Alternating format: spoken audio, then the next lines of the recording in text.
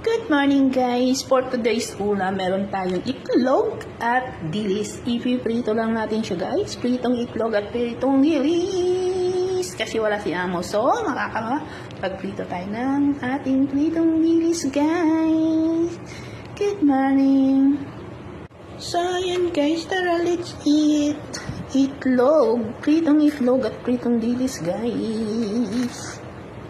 Kain tayo guys. Kain tayo.